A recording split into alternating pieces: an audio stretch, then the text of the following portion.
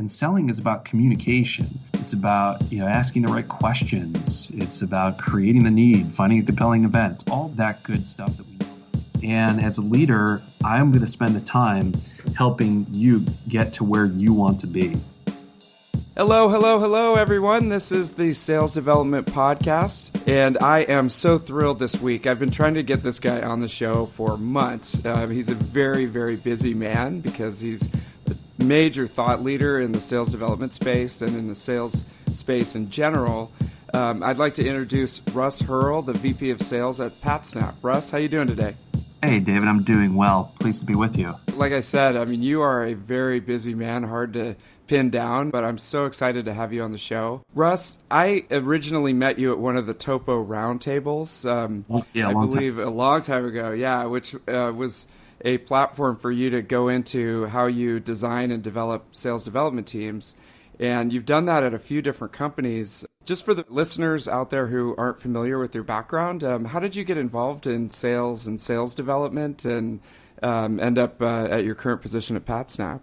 Yeah, it's almost interesting to think where I've been and how I've gotten to where I'm at, because my career, I guess, in selling started a long time ago, about over 20 years ago in Ohio, working for Rolling Stone magazine. Did a bunch of cold calling when I was basically a teenager. And, when I went off to do my undergrad, ended up also doing cold calling for Merrill Lynch for 4 years. And so by the time I got out of my undergraduate program in Arizona, I had already had about 6 years worth of cold calling experience. And to me, it was just, natural to think that, the basis of a sales career was going to be built around cold calling and basically making it rain on your own. And so when I got into the work world, I worked for FedEx for about 7 years doing sales, selling to very large companies in Silicon Valley, companies like Intel and HP, doing, huge multi-million-dollar deals at a pretty young age. But one of the things that I recognized at an early stage of my career was that cold calling, prospecting, identifying who's in your target market, and really tailoring your pitch to, what we now call buyer personas. It wasn't called that back then, really was the reason why I got promoted so quickly over the years, and why I had so much opportunity for myself. And so as I progressed and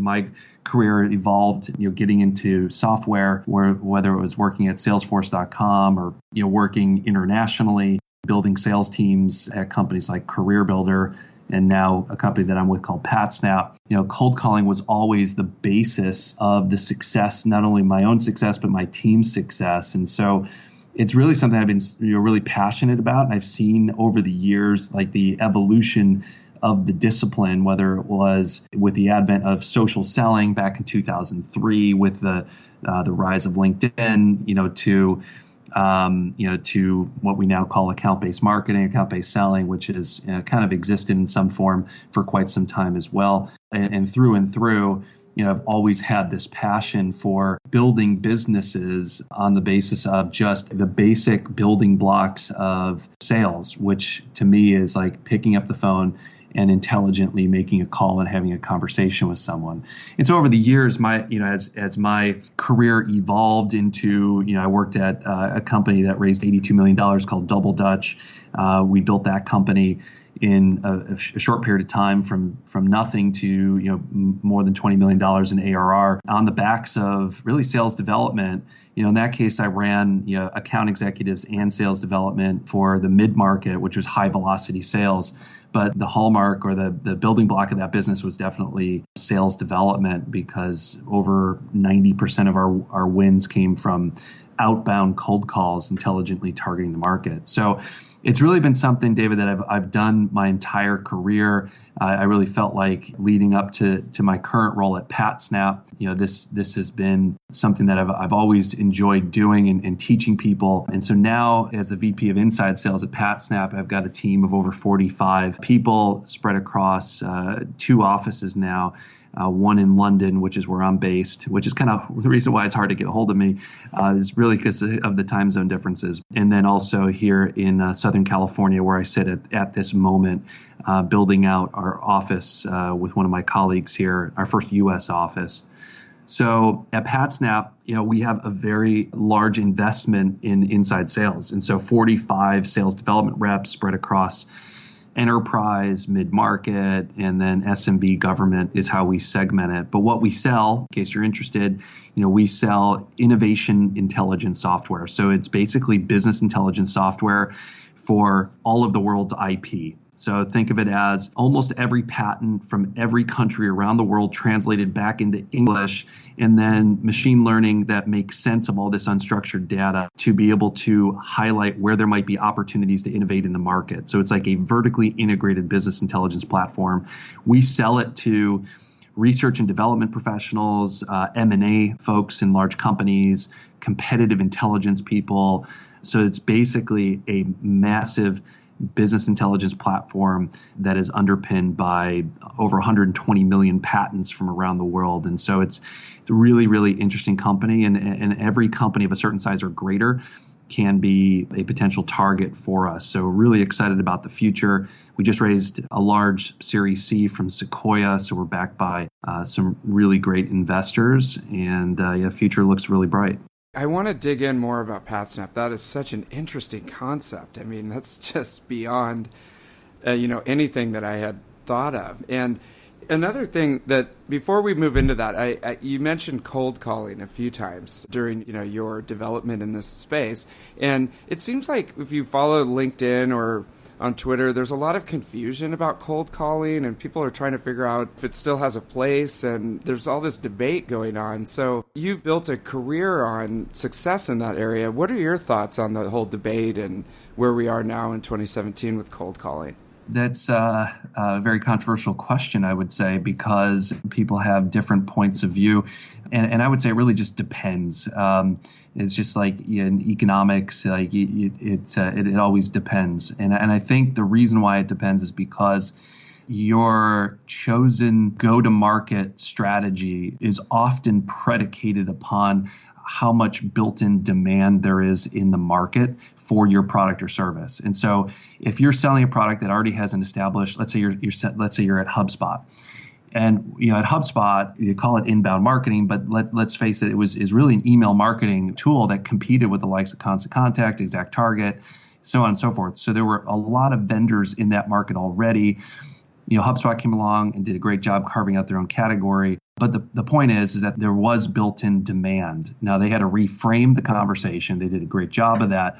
But when you have that type of a situation, the role of cold calling is different than if you have the situation that most businesses that I know of, including PatSnap, face, which is no one knows who the heck you are. No one even realizes they have a need for the product that you sell.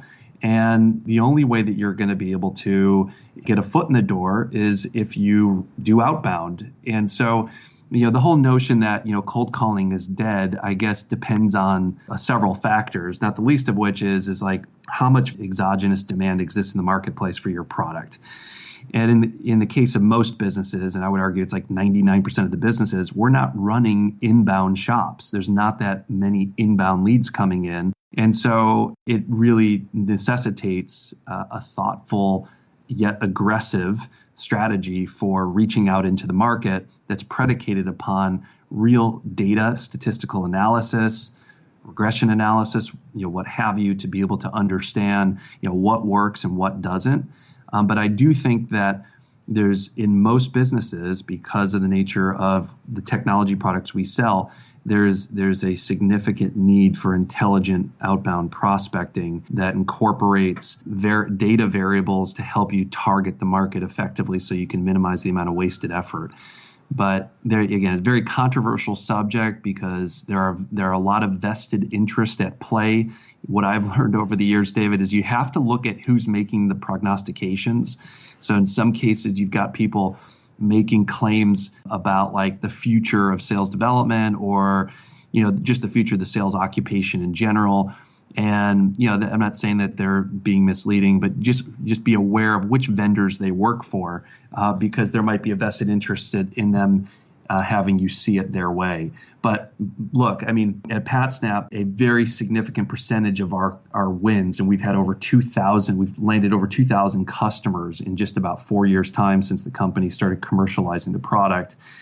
they almost all came from outbound cold calling. So, for someone to say that, cold calling is dead or, it's fundamentally changed. There are elements that have changed. Certainly the advent of technology as more of an assistive tool for someone in sales has both helped and hindered, but it's something that still is a great tool today. And I would argue too, with the amount of just noise in the marketplace, the amount of content marketing that's taking place, everyone's on the bandwagon with, hey, top 7 reasons why you should do X, Y, and Z. And people become really fatigued with that. So I think that there's no replacement for an intelligent outreach that engages someone in a conversation in real time, not over email, not a tweet, but engaging someone. And in fact, that's how we need to do it, to develop our sales reps so that they can become an account executive at some point, if we're talking about sales development rep, career pathing. So it's kind of a loaded question, and I could probably talk about it, kind of philosophically for a long time, but hopefully that gives you some insight. Is your sales development program firing on all cylinders? Are your people, processes, and technology aligned to get you the appointments, pipeline, and close one you need to be able to hit your goals? Finding experts in the field of sales development is a real struggle, but you have to hit your pipeline numbers today, not sometime in the future when you can step back and take a wider look at your program. Tenbound is ready to help. Head over to tenbound.com for more information and to sign up for a free assessment of your current program. That's tenbound.com. Yeah, a lot there. Thank you. That was awesome. One thing I wrote down is don't swallow whole whatever you see. Kind of dig in more and see, who's actually saying this and what are they involved with, and could there be something behind their argument that they're making. And I also think, like, if a lot of the people that listen to this are SDRs or they want to get into SDR management or they're managing a team, say someone, they want to take their cold calling to the next level and really start to use some of the techniques that you're talking about, using real data and analysis to understand what's working and what's not. What are 2 or 3 things that they could do to start that process of taking cold calling from just sort of, okay, here's a list and here's, some info, go have at it, to really making it more data driven? Well, I guess it's kind of cliche, but it always starts with the targeting. If someone is being led to believe, either through their own activities or through reading supposed thought leaders on LinkedIn, that cold calling is not effective, and therefore they should probably just cop out and send emails all day. What I'd always ask those individuals is like, well, how do you really know that you're targeting the right accounts to begin with? Because usually that's where you see most of the wastage in people's activities. Is they're not finding success maybe in because they're reaching out to accounts that we should already reasonably know that are probably not in our ideal customer profile. And so I would start with, like, make sure that you're putting together, either yourself, if it's a small company, or you've got a sales operations team like what we have, centrally determined territories that have accounts, account lists that are, companies that we already know are in the industry or have some sort of characteristics that would tell us that these are good accounts to call on. And then once you start reaching into those accounts, you make sure that there is a method to the madness in terms of the outreach cadence that you're using. And there's a lot of research that we've all seen, whether it's from InsideSales.com or Topo or Bridge Group, that basically says that most sales reps give up too soon. And so make sure that there's a method to the madness in how you're reaching out to these contacts. So the right accounts, the right contacts, and then make sure it's all tracked in whatever CRM tool you're using, and then measure your conversion rates in terms of, how many calls does it take to get to a conversation? How many conversations does it take to get to a demo? How many demos does it take for there to be actually a real qualified opportunity? And this may sound fairly elementary to guys like ourselves, but I think to new people, coming into the occupation, new sales development reps, and even young managers, team leads, what have you. These are fairly, new concepts to them. So just setting it up so that you can instrument it, so you can measure all of that, and then ask yourself the question: how are we doing relative to some benchmark? If I've got a 17% call to conversation rate, is that good? How would we know if that's good? And you need to then compare your business and do you have a lot of inbound leads coming in? Because if so, then maybe a 70% call to conversation rate or a 20% conversation demo rate is too low. But you have to put things into context and do your own benchmarking against businesses that have similar market dynamics for you to be able to answer questions as to are we doing as well as or better than companies that have a similar market dynamic? And then you can start asking the question, are we doing as well as or better than the companies that we directly compete with? That's really what you want to get to, because one of the reasons why you have a sales development team is really to find opportunities and build pipeline, obviously. But there's also this other piece that most people don't talk about, that if you're really smart about sales development, it becomes a way for you to erect barriers to entry through sales execution in markets where, let's face it, from a technological perspective, the barriers to entry are reducing on a daily basis. You can find cheap labor to build you apps. You can build stuff on top of platforms, and it's reducing the moat around a lot of the technology businesses. But you can absolutely create competitive advantage through sales development. And so you want to start to find out, hey, if I'm a sales development manager or a team lead, do I think we are sucking the oxygen out of the market so that competitors are going to have a hard time competing? That is where sales development transcends just running your head into a brick wall, cold calling, and hoping you're going to get different results, to this is really a strategic function for the business that has the ability to leave impressions in the minds of people in the market, the same way that marketing might take out impressions from banner ads or billboards or what have you. So that's the way I would encourage sales development leaders to be thinking about instrumenting the go-to-market. So those key performance indicators that I mentioned, and then be asking yourself, how are we doing relative to our competitive set, and then how might we be doing relative to our benchmark, companies that have similar market dynamics? Great advice. There's so much there. It's very easy to say and harder to implement. So even people who are listening are like, oh, I'm doing that already, but are you? And how well are you doing?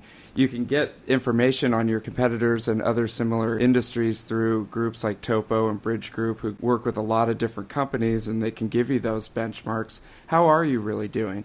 And if you missed any of those steps, then you need to go back and either do it yourself or work with your sales ops folks. And it's tough. It's not easy. And that's why. Right. Well, and I think that's why you're starting to see in many organizations a merging of what may have been three different disciplines, so sales ops, sales development, and even sales strategy, into one leadership structure, because it is difficult to implement what I just talked about unless you have Salesforce, if you're using Salesforce.com, really deep expertise on how to set up Salesforce. If you're relying upon external contractors or Salesforce partners to do a lot of that, you're just not going to be moving at the speed at which you can if you are, let's say, a VP of inside sales who owns, let's say, strategy, ops, and sales development. And so I'm seeing anyways, a trend more towards the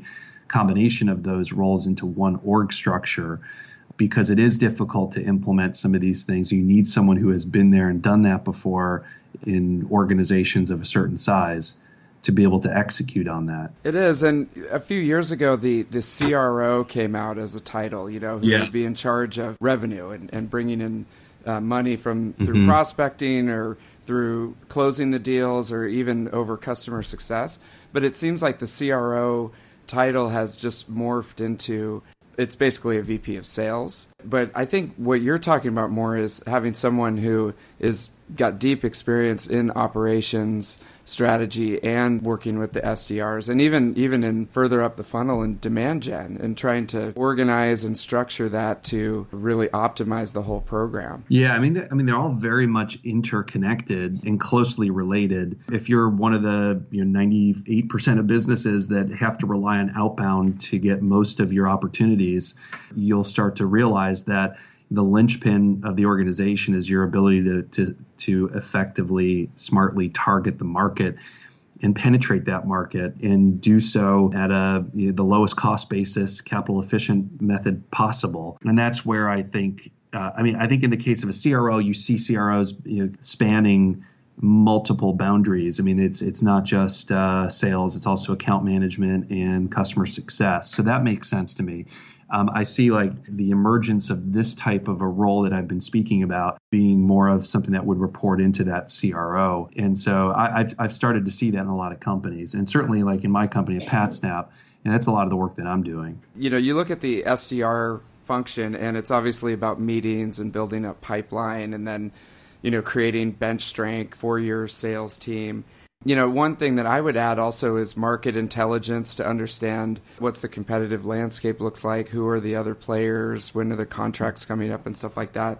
Carrie Simpson came on the show and talked about how she organizes that. It's a really good one if you guys want to go back and listen to it. And then one thing that you added, which is really interesting, is if you set up a efficient outbound sales machine, you can erect barriers to competition and suck the air out of the room. I like that. Yeah. That's really interesting. I hadn't thought about that. Well, we certainly did this at Double Dutch, and at Double Dutch, we made millions of cold calls in the market over the course of the 3+ years that I was there. And we made it very difficult for companies to be able to compete because we were out in front of the opportunities way before any of our competitors could get out in front of them. That is, it's a bit unfair for me to say that because we did raise $80+ million, and we had resources to hire those people. Not every business is in that position, obviously. But certainly there is an approach there that works where you can get out in front of businesses before they realize they have the need. I think the biggest thing that concerns me about a lot of the messaging that's going out to SDRs from supposed thought leaders and self-interested companies who have a product to sell, and I get it. Most of the purchasing decision has already been made before the sales rep speaks to that individual.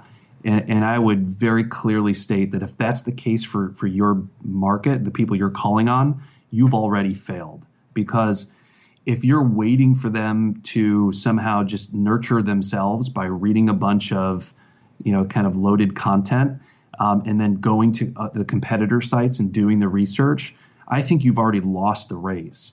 And so a real strong sales development functions basically is set up so that you can get out in front of the market and the companies in your ICP, and you can dictate that agenda. And you're the one you're the company who's raising the issue and helping them understand that whatever it is they're doing today is far apart from where they really need to be. Whatever it is that you can do for them to help them bridge that gap. And that's really the strategic function of sales development. Now, you asked me a question a moment ago, like what are some of the data points that you might use in order to inform account selection and be really smart about that? It's really going to depend on the industry that a company is in. In the case of Double Dutch, we used data on like upcoming events because we sold software for conferences and events. And so we knew the dates of events. We knew that we had a 45-day sales cycle. We knew that people typically bought 90 days prior to the event. And so we could time our outreach. So we didn't have to wait for people to, raise their hand and say, hey, I'm ready for a demo. We can time the market. Not every business has that opportunity.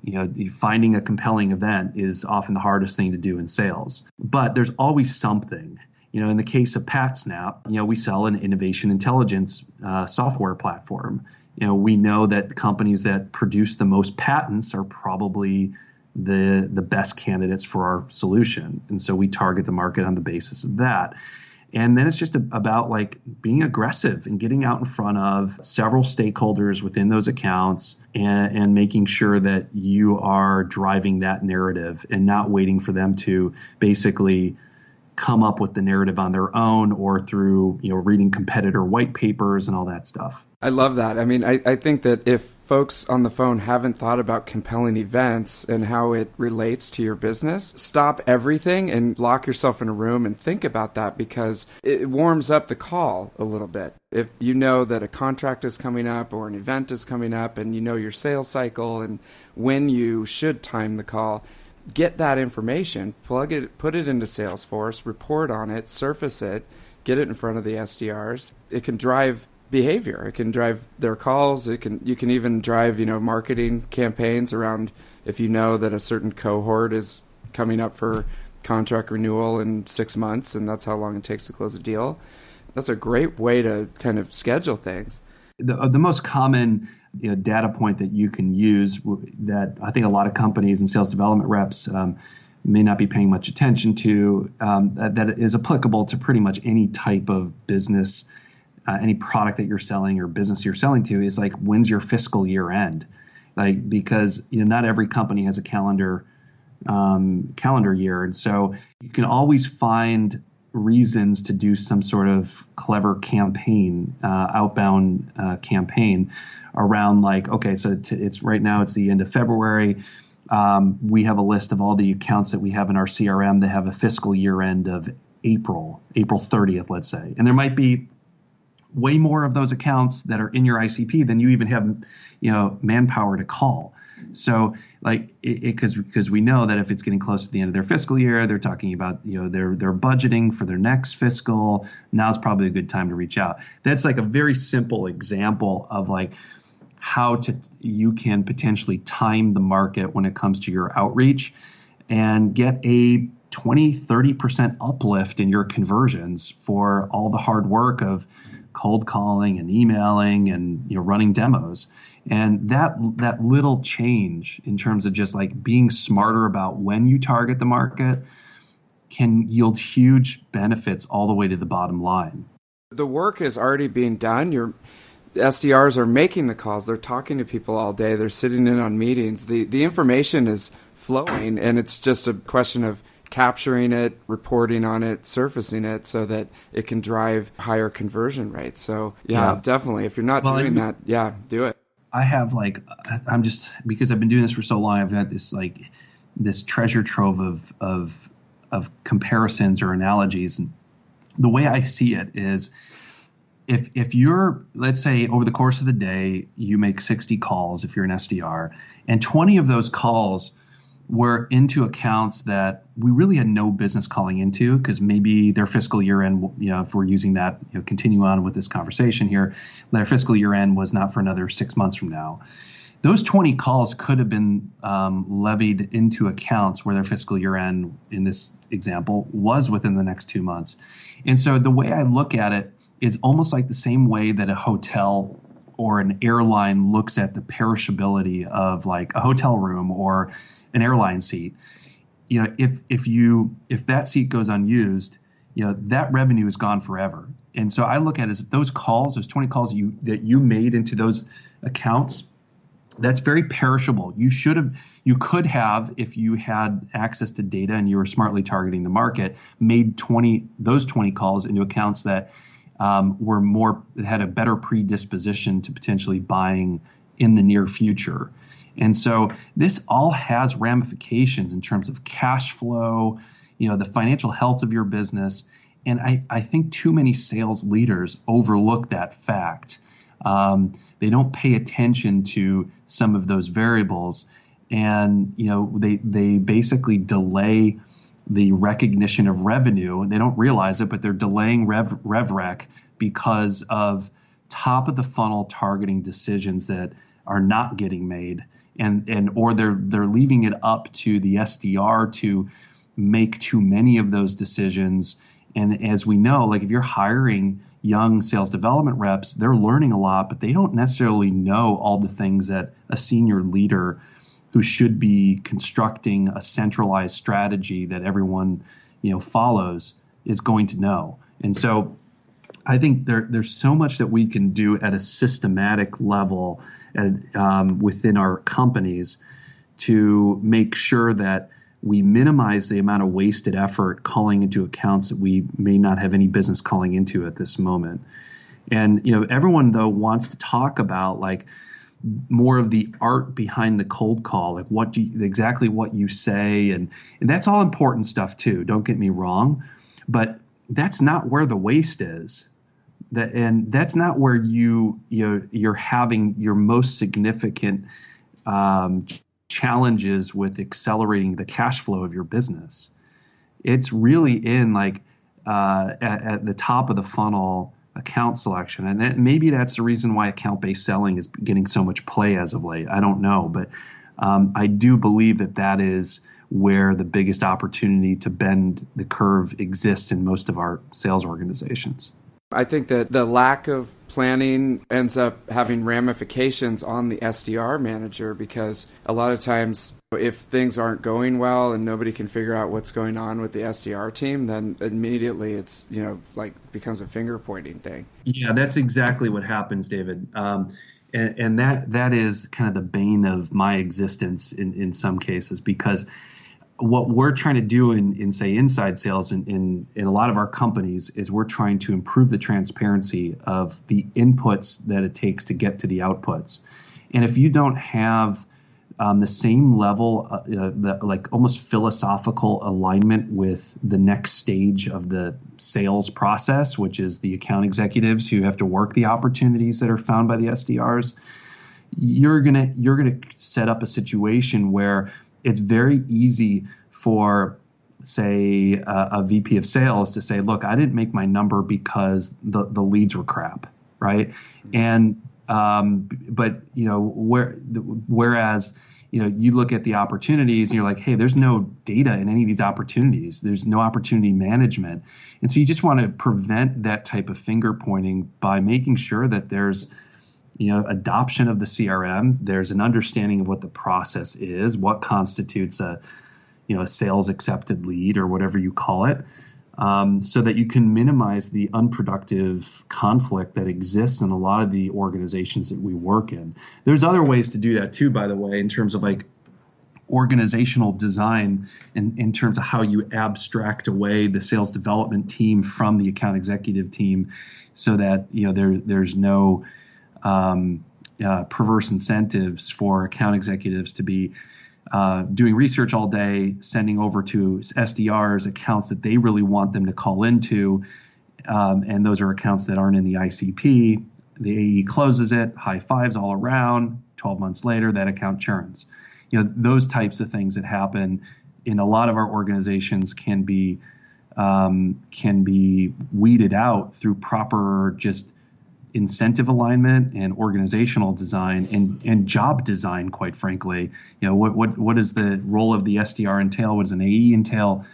And these are details that you don't hear talked about that often, but are probably the most important details to get right early on.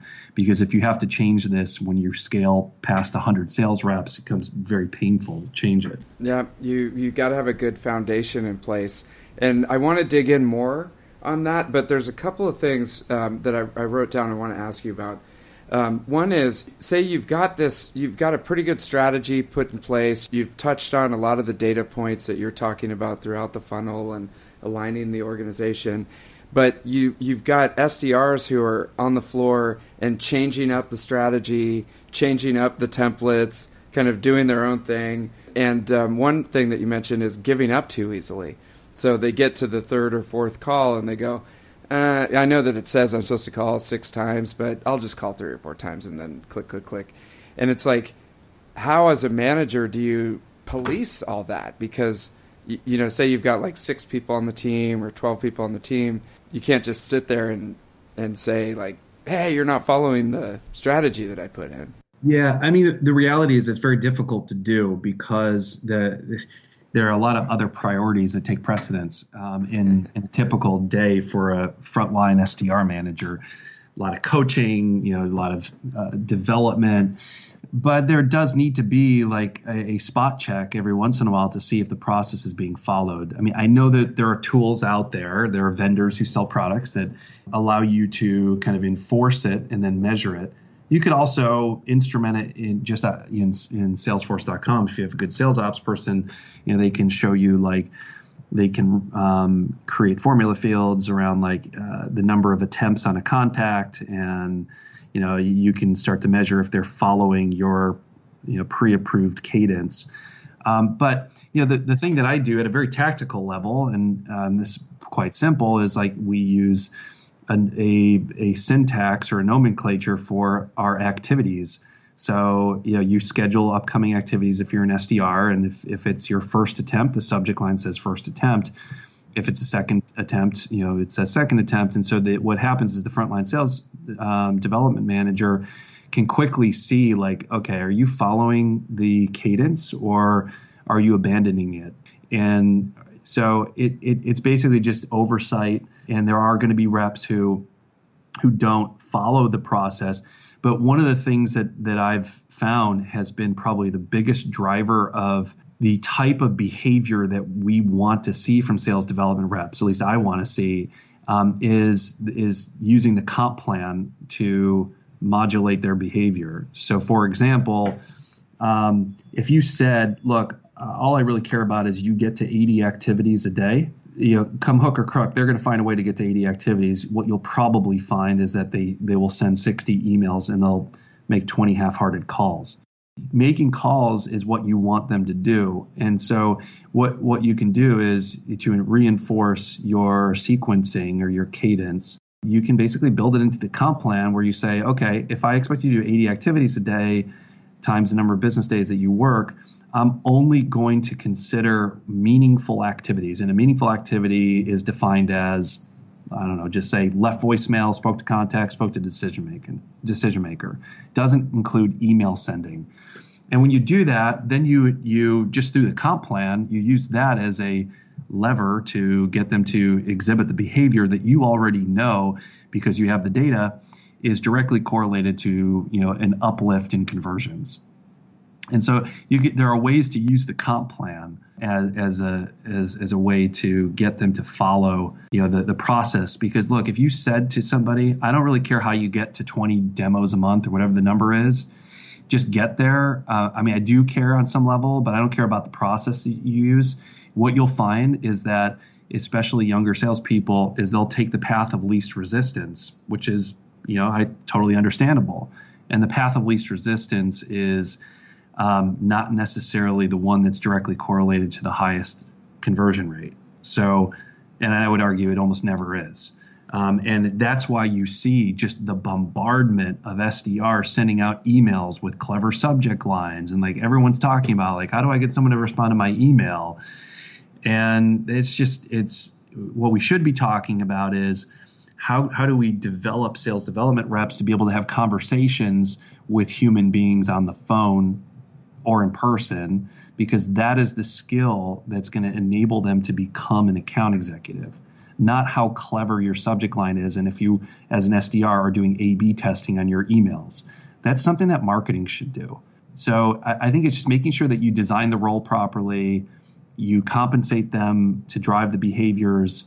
And when you do that, you will get adherence, not all the time, but you'll definitely get much more compliance to your sequencing or cadence for your sales development team.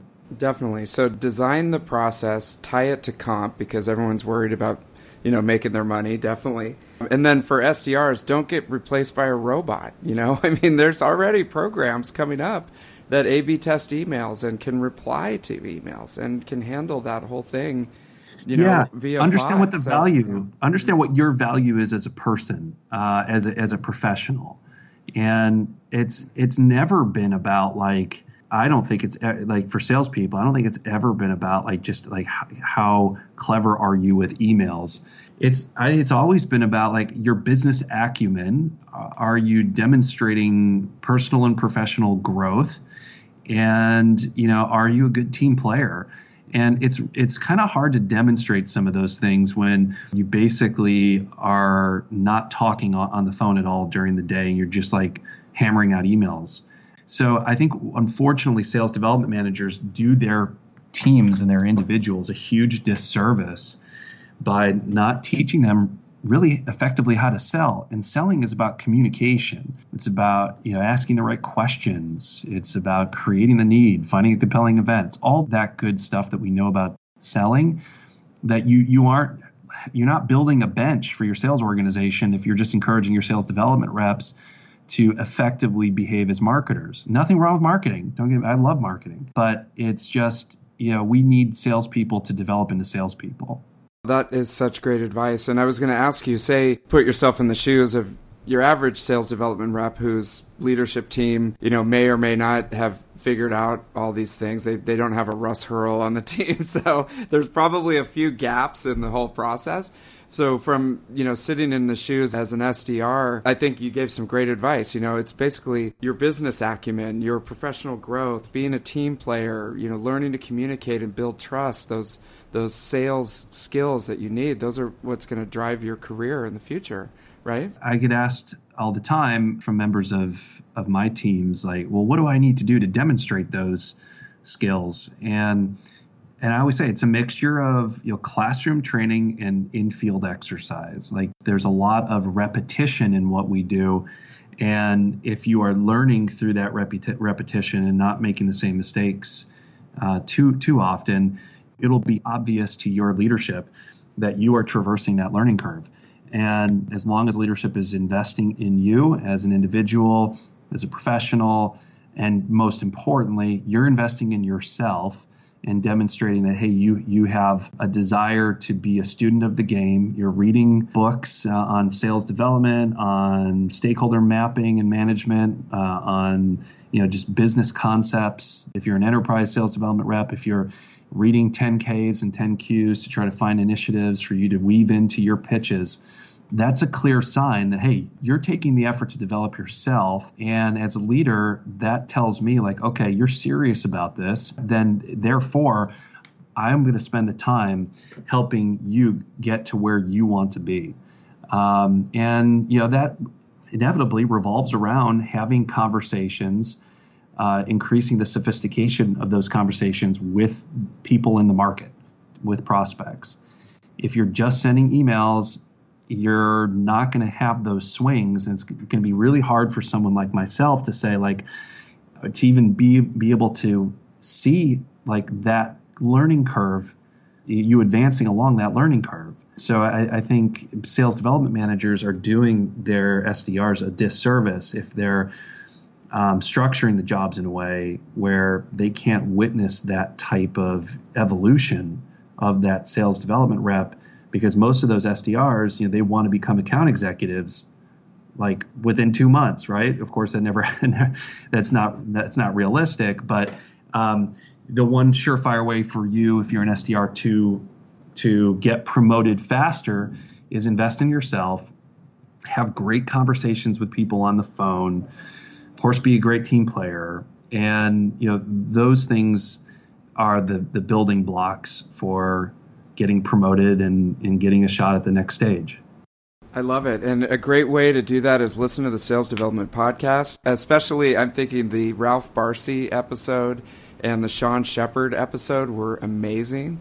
Just a great self-study guide for any SDR that wants to get ahead. So I would agree. I was meeting with Ralph recently and out in London because he has a large team out there as well. And that guy is definitely spot on with a lot of his points. I mean, he has a huge team of SDRs in it's like 6 different offices around the world, and so he sees a lot at a level that few SDR leaders have the chance to see because of the size and scope of his team. So, but it's been a pleasure to speak with you today, David. Yeah, we're coming up on the top of the hour, Russ. This has been amazing. I think anybody from senior leadership to the SDR level are going to get a ton of value out of this conversation. I just appreciate your time so much, and best of luck with everything at PatSnap and sharing all this great information with us. You're very welcome, David. Thanks for the opportunity. All right, Russ.